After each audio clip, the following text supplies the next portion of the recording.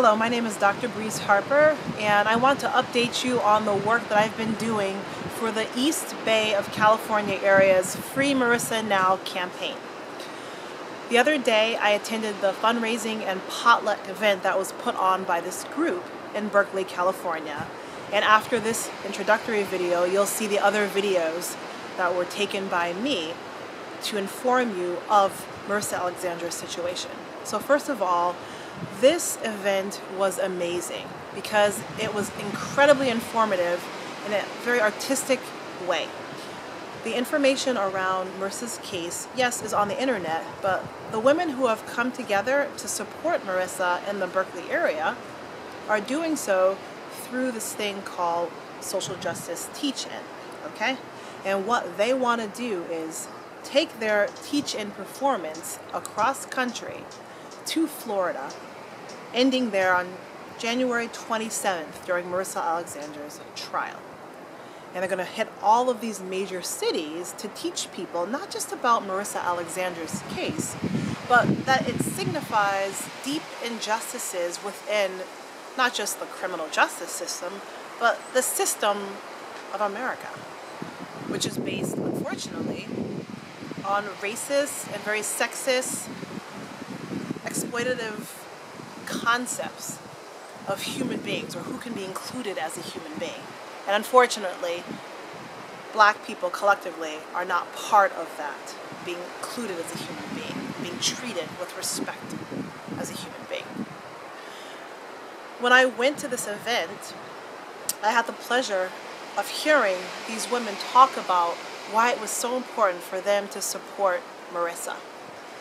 And it was both uplifting and disheartening that so many of these women said that they were survivors of also being battered by their spouse or other significant other who's not, a husband or a boyfriend. And one of the women there said that she's here supporting Marissa's cause because no one was there to help her. Her father had actually locked her in her house for over a year. That's domestic violence and abuse. But no one was there to help her. She finally did escape. And she said, and it really was profound to me, why weren't people there to help her? Why weren't her friends there listening to her, to listen to her and take it seriously that she needed help, that she was in this abusive and dangerous situation? Now, many of these women just kind of spoke about the fact that they had survived being battered and that they don't want another Marissa Alexander to happen again. It should not happen. So listen to what these women have to say, and let me just very quickly to get you into viewing these next videos. Marissa Alexandra, who is she? These women will let you know more, but a few years ago in Florida, Marissa Alexandra, a mother of 3 who had just given birth to her child, was being beaten by her husband again. She decided that she was going to defend herself. She was able to get a gun that she had, legally a gun, and fire a warning shot so he would not attack her anymore. No one was hurt. And what happened? She was arrested. She was put in jail for defending herself. Her husband was not arrested and put in jail even though he had a history of beating her. Even though that history included hospital records that showed that she was in the hospital because he had beaten her. She's put in jail. And guess who takes custody of the 9-day-old child? Her husband. In addition, they had 2 other children. And in addition to that, her husband, Rico Gray, admitted to beating the other females that he has had sexual romantic relationships with. Still, this woman is put in jail. The stand your ground claim did not work for Marissa. Marissa is a black woman. So let's think about how this is happening, and this is in the state of Florida. So that's context to get you to understand this. These women that are doing this work, the East Bay Free Marissa Caravan group, they want to put together a caravan of women in a van, in a truck, to go across the nation and teach people about this. And they need your support, and they need your funding help. So look at the videos.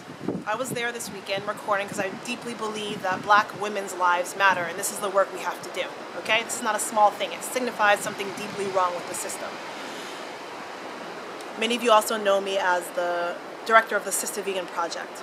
So for many of us who practice veganism, it's about alleviating suffering of all sentient beings. And this includes human beings that are marginalized, though most of the mainstream focus on veganism for just non-human animals. I focus on all sentient beings that are suffering, and a lot of my work is focused on the suffering that black people have gone through because of systemic racism, particularly black females, okay? So look at those videos, see what you can do to help fund these women or other things. They're looking for more people to go on that caravan, okay? And other resources. Maybe you know people in the cities that they'll be going to help hook them up with a place to stay, food, whatever resources they need, okay? So for those of you who know me as Sister Vegan, Dr. Amy Breeze Harper of the Sister Vegan Project, I've been saying this over the last few weeks.